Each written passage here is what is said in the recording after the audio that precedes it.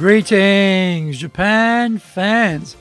In today's show, we're going to be looking at communication.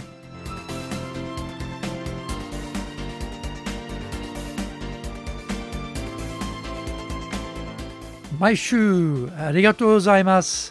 And welcome back to the 11th year of the Leadership Japan series. And I'm your host in Tokyo, Dr. Greg Story, Dale Carnegie Tokyo franchise owner, president of Dale Carnegie Tokyo Training, and the three-time best-selling author of Japan Sales Mastery, which is Zaegyo in Japanese, Japan Business Mastery, and Japan Presentations Mastery, or in Japanese, Anata mo Prezen no Tachiden. Plus, Stop Wasting Money on Training, which in Japanese is Training de Okane o Muru ni suru no wa yamimashou. And all are available on Amazon. This podcast brings insights, examples, and experience about leading in Japan. Trust me, it is different here. Don't forget to subscribe and share this podcast with your family, friends, and colleagues. We're not being sponsored by Libsyn, but we value your privacy, which is why we have our podcast hosted by Libsyn. Unlike many other hosting organizations, Libsyn have a strict policy that does not allow access to your private information by anyone.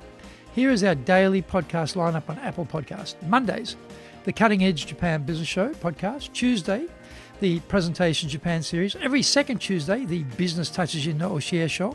Wednesdays, the Sales Japan series. Thursdays, the Leadership Japan series. And every second Thursday, the Business Pro Podcaster Show. Fridays, the Japan Business Mastery Show podcast. Saturdays, Japan's top business interviews.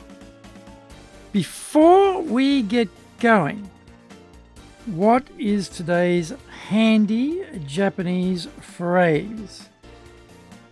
Easy one. Ja mata. Ja mata. Ja mata. Which means see you again.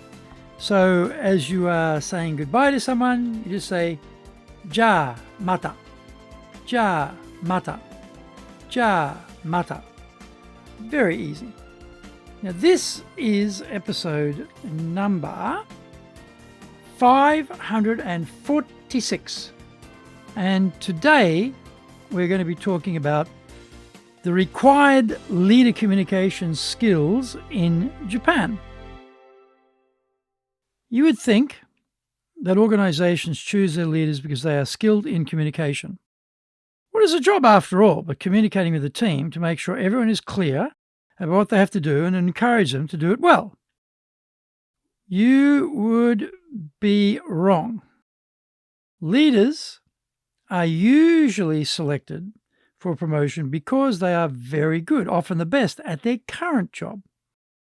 It is assumed that they will be the best person to lead the team on that basis.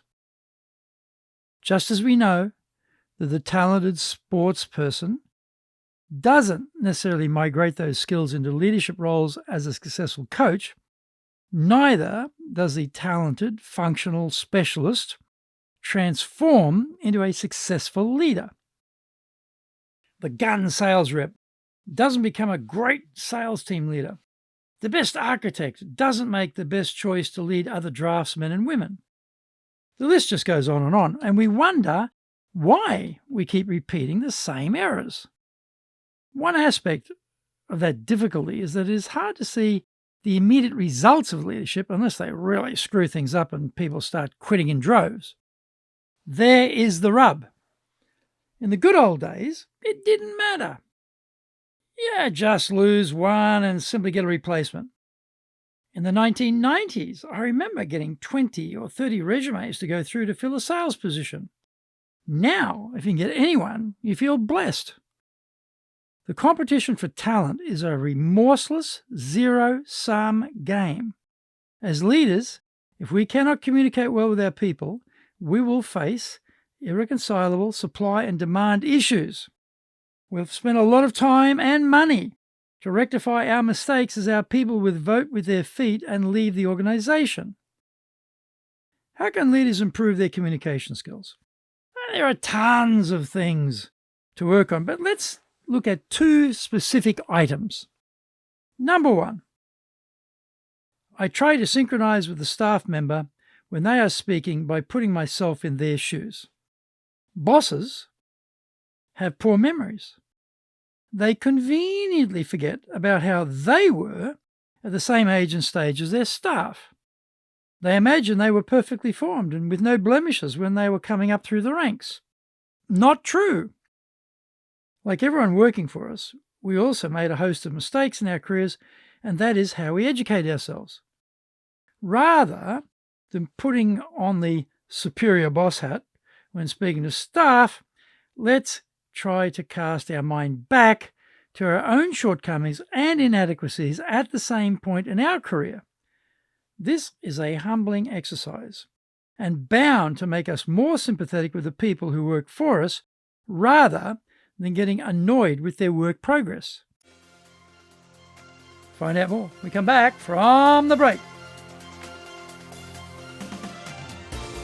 Today's show is brought to you by our public courses, but we also do custom in-house programs.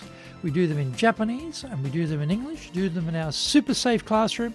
We do them live online. The show today is being brought to you by, on the 15th of February, we're doing our Leadership Training for Managers course. That's the 3-day version. On the 19th and 20th, we'll be doing our high-impact presentations. On the 1st of March, we're doing our Dale Carnegie course. That'll be the 12-week version. Our website is www.dale-carnegie.co.jp. So that's www.dale-carnegie.co.jp. You can email me at greg.story@dalecarnegie.com. So that's greg.story, STORY, at dalecarnegie.com. Don't forget to grab my business books on Japan on Amazon. Japan Sales Mastery, which is Zaegyo in Japanese. Japan Business Mastery. Japan Presentations Mastery, which is Anata mo Presen no Tachijin in translation. And Stop Wasting Money on Training, which in Japanese is Training de Okane o Muru ni suru wa yamimashou.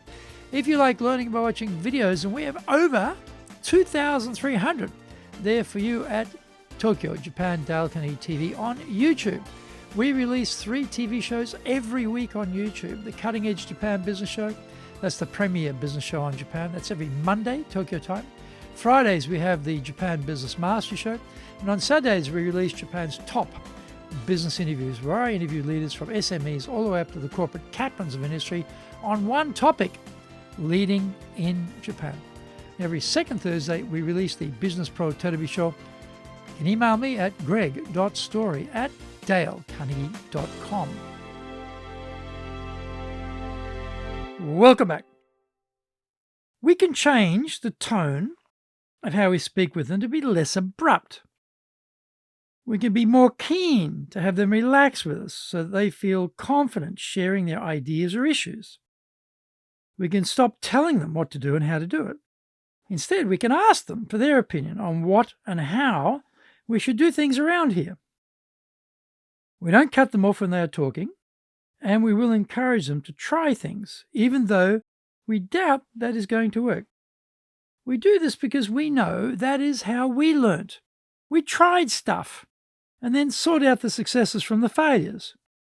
We are communicating a lot of trust when we do it this way, rather than micromanaging the hell out of the team.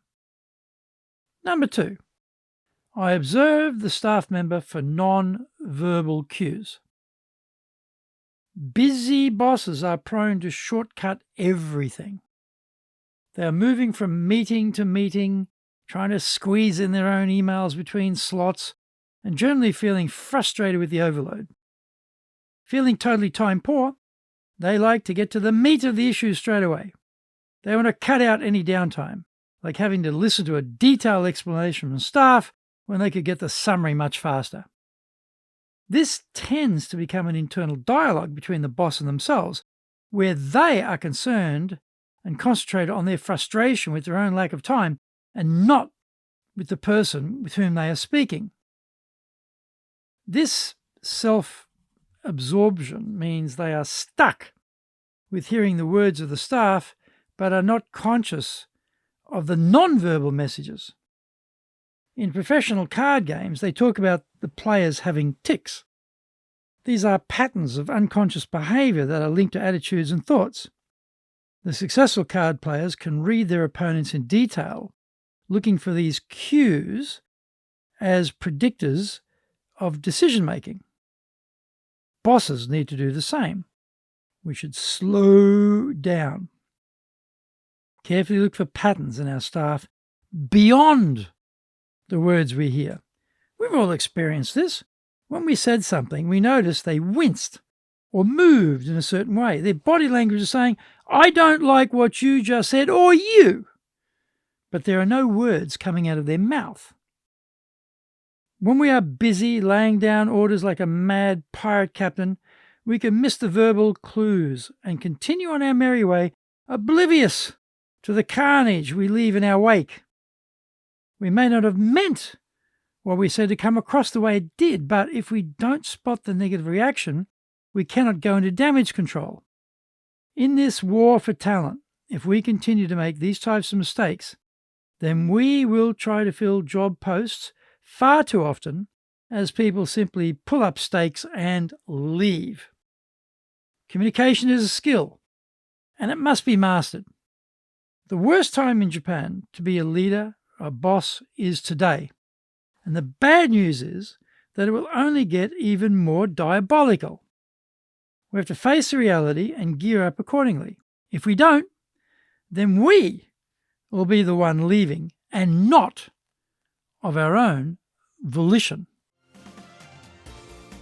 Thank you for joining the Leadership Japan series.